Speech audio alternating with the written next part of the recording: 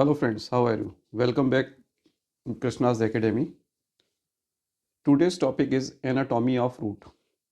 पिछली क्लासेस में हमने टिश्यू सिस्टम्स के बारे में डिस्कस कर लिया था, तो आज का हमारा टॉपिक है anatomy of roots. In the TS of the roots, the different structures will appear, and these are like epiblema, cortex, endodermis, pericycle, pith, and vascular bundles. So one by one we will discuss them. So first of all, the outermost layer is the epiblema. It forms the epidermal tissue system of the roots. आपको बताया था roots में हम epidermis को एक technical नाम देते हैं एपिब्लेमा. प्रॉपर्टी क्या है? It is outer most layer made up of the barrel shaped parenchymatous cells. Parenchymatous cells thin wall living cells हैं जो हमने पढ़ा था, and they will form the epiblema. Barrel shaped का भी मीन्स आपको बताया था. The cells appear like this. Hindi में कहें तो these appear like the dholak. And due to the presence of the unicellular extension, which are named as the root hairs, so this layer is covered by hairy structures, that is the root hairs. That's why it is also called as piliferous layer. Means इससे extension की form में epidermal cell से क्या निकलेंगे? root hairs निकलते हैं. इसी वजह से इसको नाम देते हैं. And it is also called as rhizodermis. Why it is named as the rhizodermis? Rhizo means होता है root, और derma means क्या होता है? Layer. तो this is the outermost layer of the root. That's why it is named as the rhizodermis also. जैसे कि अभी explain किया, unicellular root hairs are present. The origin of the root hair is exogenous because these are the extension of the epiblemal cells as outgrowth. So this origin is called as the exogenous origin. In the roots, cuticle and stomata are absent. इनमें cuticle और stomata present नहीं होते. क्यों नहीं होते? क्योंकि इन्हें gaseous exchange की रिक्वायरमेंट नहीं है. ट्रांसपिरेशन को रोकने की कोई रिक्वायरमेंट नहीं है, क्योंकि रूट हमेशा सॉइल के अंदर रहती हैं और सराउंड में वाटर बहुत सारा प्रेजेंट है. क्यूटिकल क्या होता है? It is impervious for water. Water loss से बचाता है.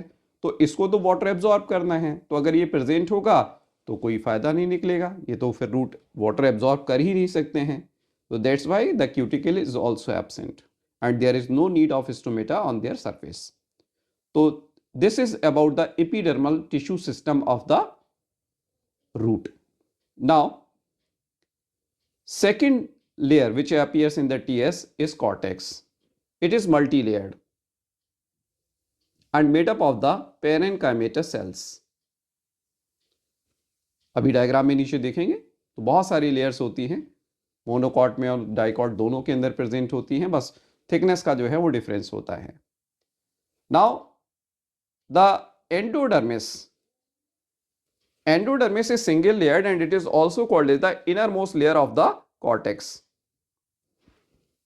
It is also made up of the parenchymatous cells, but these cells have Casparian strips on their inner tangential wall, which makes them impervious for water. ये क्या करते हैं? Casparian strips generally वैक्सी coating होती हैं, सोबेराइज्ड होती हैं ये, और इस पर क्या होता है? इस पर वैक्सी कोटिंग होने की वजह से वाटर के लिए इम्परवियस हो जाती हैं. तो कॉर्टेक्स से जो वाटर आएगा वो सीधे स्टील के अंदर नहीं पहुंचेगा. तो आप कहेंगे पानी पहुंचेगा कैसे फिर? क्योंकि जाइलम तक जब तक नहीं पहुंचेगा तब जाइलम इसको ट्रांसपोर्ट नहीं कर सकता. Because what is the role of the xylem? Ascent of sap. The water and mineral which is absorbed by the root, it is transported through the xylem to the different part of the plant body. Xylem इस part plant की body में क्या करेगा? जो water और minerals हैं उनको जगह जगह पहुंचाने का काम करेगा. अब कैसे होगा ये पॉसिबल? तो देखें, थिन वॉल पैसिव सेल्स और the path cells are present. This is not the passive, this is the passive cells. Passive cells और the path cell without Casparian strips opposite to the xylem bundles. which facilitate the entry of the water from cortex to the xylem. In this diagram you can see, मैं इसको थोड़ा zoom कर लेता हूं, देखें, this is the endodermis and the blue color lining shows the Casparian strips, and the Casparian strip is absent in this cell. These cells which are opposite to the xylem bundle, they lack the Casparian strips. और इसी से क्या होता है, पहले cortex में water आएगा, फिर कहाँ जाएगा, फिर पैसिव सेल में जाएगा, पैसिव सेल से पेरीसाइकिल, फिर जाइलम के अंदर एंटर करेगा. बाकी और किसी जगह से वाटर एंटर नहीं करता, किसी जगह से एंटर नहीं कर सकता. Only the pass cell which are thin walled without Casparian strips, they facilitate the transport of the water from cortex to the xylem. Okay, in the another diagram, this is the magnified view in which the endodermis showing the Casparian strips on their inner tangential walls.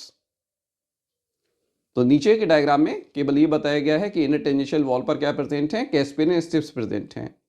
Now देखें, अब एक question इस पर बनता है जो common sense base है कि the number of the passive cell will be, it is very easy.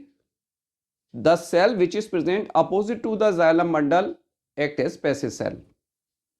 So the number of the passive cell will be equal to the number of the xylem bundles. We also can say the number of the passive cell is also equal to the number of the phloem bundle, because in the root xylem of phloem bundle का number equal होता है, क्योंकि एक दूसरे को alternate करते हैं.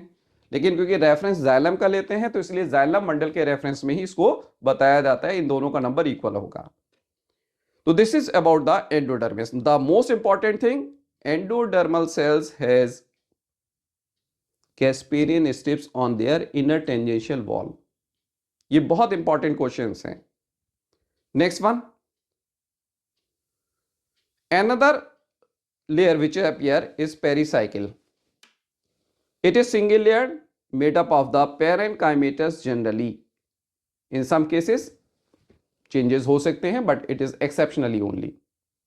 Next one, pericycle gives rise to lateral branch. ये lateral branch को फॉर्म करते हैं. और pericycle अंदर की तरफ प्रेजेंट है, बिकॉज आउटसाइड क्या प्रेजेंट है, एपिब्लेमा, देन क्या प्रेजेंट है, कॉर्टेक्स, फिर क्या प्रेजेंट है, एंडोडर्मिस, उसके बाद पेरीसाइकिल है. मीन्स अगर हम एक डायग्राम ड्रॉ करके इसको समझने की कोशिश करें तो यहां पर हम समझ सकते हैं, ये हमारे पास क्या हो गया, एपिडर्मिस, ये हमारे पास क्या हो गया, एंडोडर्मिस, और इसके बाद ये क्या हो गया, ये है पेरीसाइकिल. और ये पेरीसाइकिल क्या करती है, it forms the lateral growth, यहां से निकलेंगी. तो इसीलिए क्या है, they develops from the inner side of the root, from the central region of the root, from the stelar region of the root. That's why their origin is endogenous. इसीलिए इनका origin कैसा होता है, एंडोजिनस होता है. Clear.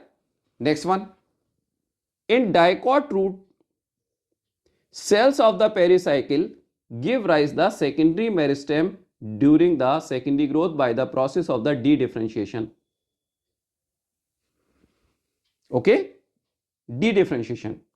यहां भी क्या होता है कि जो पेरीसाइकिल की सेल हैं जो जाइलम मंडल के अपोजिट प्रेजेंट होती हैं, they become meristematic and they will form the special cells which are meristematic, and they become joined with the cambium strips which will form around the phloem bundle to form the vascular cambium. Another thing, these cells also helps in the formation of the core cambium. इसलिए लिखा है यहाँ पर, the cells opposite to the xylem gets meristematic and form the vascular cambium ring and the core cambium during the secondary growth. In the dicot roots only. Monocot में ऐसा नहीं होता. अभी आपको समझ में आएगा ऐसा क्यों नहीं होता. नेक्स्ट आता है वेस्कुलर बंडल. जैसे कि हम पहले डिस्कस कर चुके हैं, वेस्कुलर टिश्यू सिस्टम में रूट्स के अंदर वेस्कुलर बंडल रेडियल होते हैं. रेडियल का मतलब क्या बताया था, जाइलम और फ्लोएम अलग अलग होंगे, डिफरेंट रेडियस पर प्रेजेंट होंगे, एक दूसरे को अल्टरनेट करेंगे। जाइलम कैसा होता है? एक्सार्च होता है, that is the protoxylem is peripheral और सेंट्रीफ्यूगल। याद है ना, नीचे डायग्राम भी है, उसको भी देखेंगे, लेकिन यहां समझ लें, ये आपको बताया था इस तरीके से जाइलम मंडल प्रेजेंट था, ये हमने बताया था फ्लोएम मंडल प्रेजेंट था, ये अलग रेडियस पर है, ये अलग रेडियस पर है, ये प्रोटोजाइलम कहाँ है? पेरिफेरी पर है। अब phloem parenchyma is absent in the monocot root, dicot में प्रेजेंट होगा, मोनोकॉट के अंदर एब्सेंट होता है। Clear? Next part is the pith और the medulla. It is parenchymatous and present in the central part of the root, center में present होगा। Okay, अब देखें यहां पर डायग्राम तो आपको क्लियर है, यहां दोनों डायग्राम दे रखे हैं ट्रांसफर सेक्शन की फॉर्म में, और ये डायग्राम आपके एनसीईआरटी के ही हैं, उसी से इसको लिया गया है। देखें, बाहर की तरफ रूट हेयर है, एपिब्लेमा है मोनोकॉट में, यहां भी यूनिसेलुलर रूट हेयर्स प्रेजेंट हैं, एपिब्लेमा है। Means the epidermal tissue system in both the cases is similar. Okay, next cortex, endodermis and pith. Okay, these are the part of the ground tissue system. ये जो red colour से हमने लाइनें दी हैं यहां पर भी सेम है, कॉर्टेक्स, एंडोडर्मिस, और यहां पर अगर ले लें ये पिथ प्रेजेंट है, ये किसका पार्ट है? सॉरी, पेरिसाइकिल ऑल्सो, ये भी किसका पार्ट है? यहां पर ये सारे पार्ट है किसके? ग्राउंड टिश्यू सिस्टम के। सेंटर में आप देखो यहां पर alternately xylem phloem bundles present हैं, जो कैसे हैं? रेडियली अरेंज हैं, लाइक दिस, डिफरेंट रेडियस पर प्रेजेंट हैं। प्रोटोजाइलम आप सबको दिख रहा है यहां पर कैसा है? बाहर की तरफ है, पेरिफेरी की तरफ है, या सेंट्रीफ्यूगल है, तो कंडीशन आपको होता है रूट के अंदर कैसी होती है? एक्सार्च होती है, दोनों के अंदर है। अब डिफरेंस जो मेजर होता है उसको अगर हम देखें तो मैंने इसको नीचे टेबलाइज किया है, केवल जो ज्यादा डिफरेंस है वो होता है स्टीलर रीजन में, जाइलम फ्लोएम बंडल पिथ, इसके अंदर जो है ये डिफरेंस यहां पर प्रेजेंट होता है। क्या है देखें, मेन डिफरेंसेस में देखें, सबसे पहला फीचर अगर हमने अबाउट द कॉर्टेक्स, मोनोकॉट में वाइड होता है, इसमें नैरो। क्या मतलब है? एक हाइपोथेटिकल एग्जांपल ले ले, अगर इसके अंदर 4 लेयर्स प्रेजेंट हैं तो यहां मान लीजिए 6 से 8 लेयर हैं, तो ये ज्यादा हो जाएगा, मोर थिकर हो जाएगा, मोर वाइडर हो जाएगा।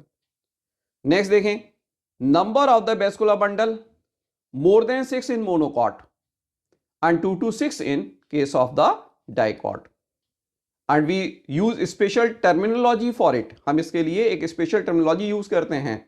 अगर 2 बंडल है तो डाईआर्च, 3 है तो ट्राईआर्च, 4 है तो टेट्रार्च, 5 है तो पेंटार्च, 6 है तो हेक्सार्च। 6 से ज्यादा वेस्कुलर बंडल डाइकॉट रूट में नहीं अपीयर होते हैं, देखे नहीं गए हैं।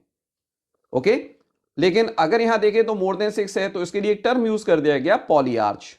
बहुत सारे वेस्कुलर बंडल प्रेजेंट हैं। तो अगर आप ऊपर डायग्राम देखें तो ये डाइकॉट रूट का डायग्राम दे रखा है, इसमें कितने वेस्कुलर बंडल दिखाई दे रहे हैं आपको? 4 वेस्कुलर बंडल में। ध्यान रखेंगे जाइलम और फ्लोएम को एक साथ काउंट करेंगे, यहां पर ऐसा कोई कंफ्यूजन नहीं करना है 4 जाइलम बंडल दिख रहे हैं, 4 फ्लोएम बंडल दिख रहे हैं तो 8 हो गए, नहीं। जाइलम फ्लोएम दोनों मिलके एक ही बंडल बनाते हैं, यह वेस्कुलर टिश्यू सिस्टम में डिस्क्राइब कर चुके हैं। जिन्होंने वेस्कुलर टिश्यू सिस्टम वाला नहीं देखा है उसको देखें, बल्कि पूरा टिश्यू सिस्टम को देखेंगे तो आपको रूट सिस्टम सारा का सारा आसानी से क्लियर हो जाएगा। तो मैंने ये आपको वापस इस डायग्राम पर इसलिए लेकर आया था, which terminology we can use regarding the dicot root with reference या with respect to the number of vascular bundle, diarch, triarch, tetrarch, pentarch और hexarch। In this diagram the condition is called as tetrarch। okay, next one, next है size of the vascular bundle, smaller in case of the monocot and large in the dicot। ये भी आप diagram से देख सकते हो, यहां देखें ये साइज है यहां पर मोनोकॉट में और ये साइज है यहां पर डाइकॉट में। किसका साइज बड़ा है?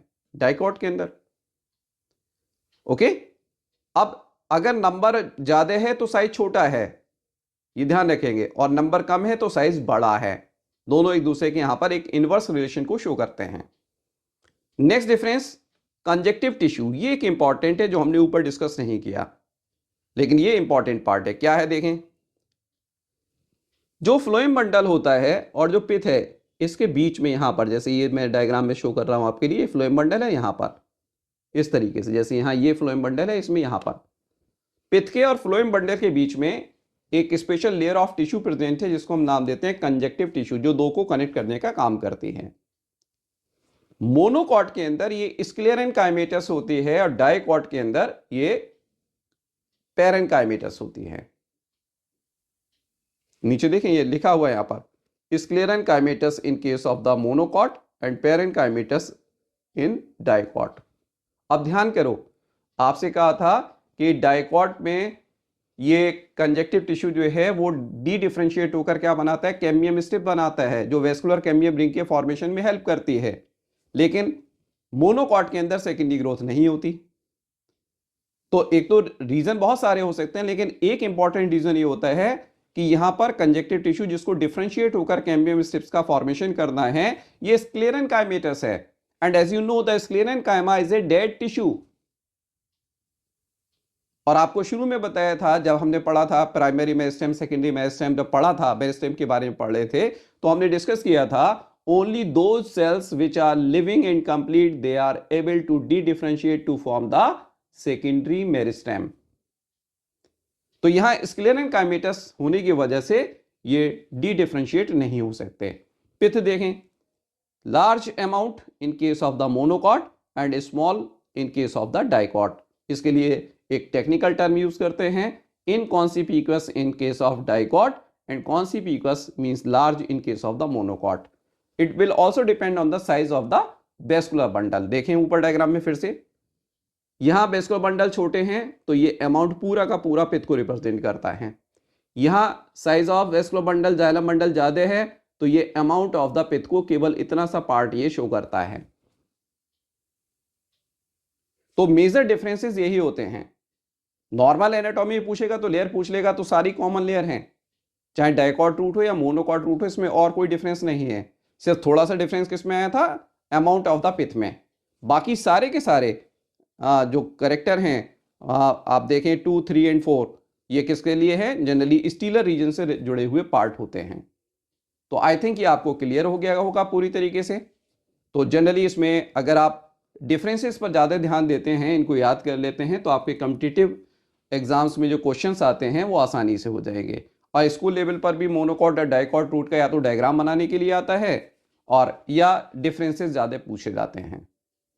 तो this is all about the anatomy of the root और the internal structure of the root in dicot and monocot. तो आज हमारा लेक्चर यहीं कंप्लीट होता है। होप सो कि आप इसको रिवाइज करेंगे और अच्छी तरीके से रिवाइज करने के बाद इस पर बेस्ड क्वेश्चन भी कीजिए। बाद में जब ये चैप्टर कंप्लीट हो जाएगा तो किसी दिन हम कुछ ऐसे क्वेश्चन सेलेक्ट करेंगे जो एग्जाम्स में सबसे ज़्यादा पूछे जा सकते हैं या जिनके पूछे जाने की संभावना ज़्यादा है, प्रोबेबिलिटी ज़्यादा है, उनको हम डिस्कस करेंगे।